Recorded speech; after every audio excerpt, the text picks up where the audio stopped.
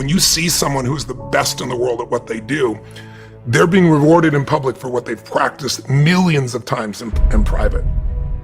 George Bernard Shaw said there are two kinds of people in life.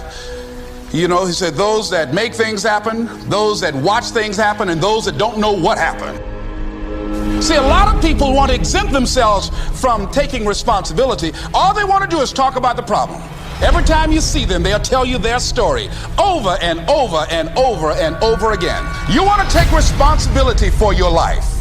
I got me here, I can get me out of this. And I'm getting out. I'm not going to be a volunteer victim. Take full responsibility for your life. Accept where you are and the responsibility that you're going to take yourself where you want to go. Most of you won't be successful because when you're studying and you get tired, you quit. And I'm here to tell you today, if you got somebody came to my office the other day crying. I said, look, don't cry to give up, cry to keep going. Don't cry to quit. You already in pain, you already hurt, get a reward from it. Don't go to sleep until you succeed. Listen to me, I'm here to tell you today that you can come here, you can jump up, you can do flips, you can be excited when we give away money, but listen to me, you'll never be successful until I don't have to give you a dime to do what you do. So part of beginning to get unstuck, you've got to decide that the behavior pattern that you have adopted doesn't work for you. You've got to change your strategies, and changing your strategy means reinventing your life, recreating you, and you have the power to do that. You can decide that you're going to change, that you're not going to be a wimp. You can decide that you're going to stand up to life. You can decide that I'm going to live each day as if it were my last. You have the power to make that decision. You can decide, I'm going to work on myself and develop myself. I'm going to empower me. And all of these things that are happening to me right now, they're just temporary inconveniences. They're not stronger than I am. I'm in charge here. You have to tap into suffering every day of your life because we have so much scarring that we have to clean up. You have to look at suffering as almost like I look at failure. To succeed, you must fail. In failure and in suffering, all the answers are in there.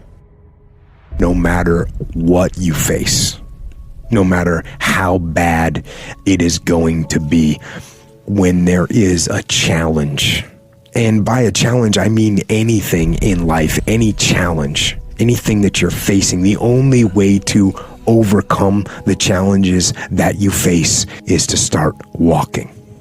Take that step every day, no matter what you are facing. Get up and start walking. You can't give away what you don't have.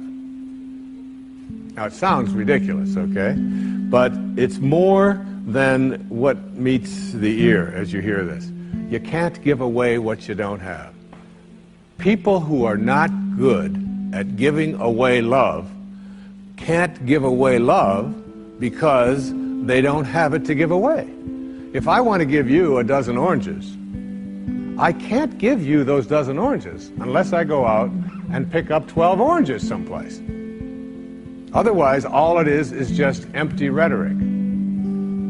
And the same thing is true of virtually everything in your life. You can't give away love for others if you don't have love in here to give away. If what you have in here is contempt, if what you have in here is anger, if what you have in here is fear, then these are the things you're going to be giving away in your life. There are many ways to get the things that we want for ourselves in our lives, but basically it all begins with how we choose to think. As you think, so shall you be. 7 little words that I think are perhaps the most important things that we can learn and master in our lives. This old proverb notion that I become what I think about all day long. And once you know that what you think about is what expands, you start getting real careful about what you think about. You don't allow your thoughts to be on anything that you don't want or that you wouldn't want to have manifest or show up for you in your life. have a mind that is open to everything and attached to nothing. One of the central principles of my life is that no one knows enough to be a pessimist about anything. And that each and every one of us, when we close our mind to what is possible for us or what is possible for humanity, closes off the genius that resides and lives in each and every one of us. Having an open mind doesn't necessarily mean finding fault with all of the things that you've been taught by others. It means opening yourself up to the potentiality and the possibility that anything and everything is possible. So having a mind that is open to everything and attached to nothing really means finding within ourselves the ability to get rid of a trait that I find so common in the contemporary world.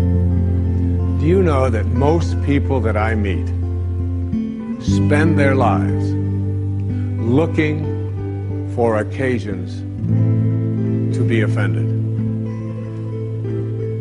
They actually are out there hoping that they can find some reason to be offended. And there's no shortage of reasons. They're out there everywhere.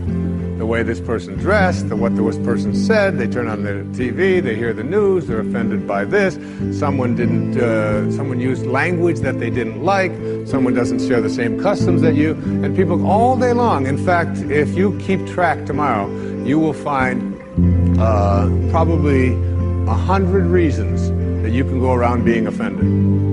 But a mind that is open to everything and attached to nothing is a mind that says, I'm never looking for anything to be offended by. And that whatever anybody else out there has to say, my response to that is, that's an interesting point of view. I've never considered that before. Talking about past and future and excessive emphasis on past and future in your life, yes, of course you need to have, there's nothing wrong with having a certain intention of what you want to achieve, take steps towards it. It's part of living here in this dimension. You can't just say, I'm never going to plan anything anymore, just take life as it comes. Well, some people try to do that, but they're not that happy either after a while. So then your life will get very diffused. And so to have an intention, to make a plan, perfectly fine. Either a short-term plan, like I'm going to meet you tomorrow at 4 o'clock. How would you ever meet anybody if we didn't have time? And future on a practical level, of course it's needed. The question is whether future takes over your mind. Being able to use it for practical purposes is of course great, but I call that clock time is fine, but psychological time is when the future takes over your mind and your entire thought patterns are geared only towards future, and you treat the present moment as either just a means to an end because it enables you to get to the next one. You're always reaching out, so to speak, internally to the next. You're never quite here, always looking for some fulfillment there, so you can never embrace the fullness of now, or you make the now into even an enemy. Some people are always unhappy. Perhaps we all know one or two people like that. 3. Who are, wherever they are, they're complaining it's never quite right. Wherever they are or whoever they are with, after a little while, they're very uncomfortable again. It should be somewhere else. You know the bumper sticker that you see in some cars, in various versions of it, says, I'd rather be golfing. And then another one says, I'd rather be fishing. I'd rather be this, I'd rather be there. When I visited the spiritual teacher Ram Dass, who lives in Hawaii, he has a bumper sticker on. But Ram Dass was the person who, in the 70s, wrote the book "Be Here Now." Anyway, he has a bumper sticker on his car that says, "I'd rather be here now."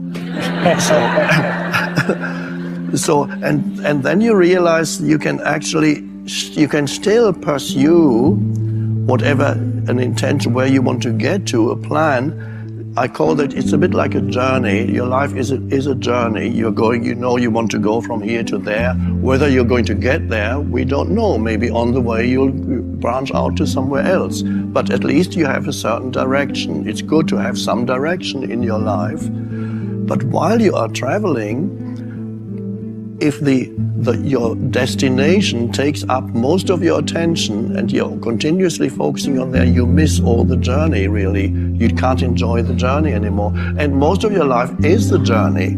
The arriving is relatively rare. The wedding, and a few more graduation, but so those moments are not the far and few between. So the rest is the journey. And if you can't enjoy the journey, which means the step you're taking at this moment is really the most important thing. Yes, of course, you know you're going that way, but this step is still to be enjoyed, because that's ultimately your whole life consists of the step you're taking at this moment. There is never anything else.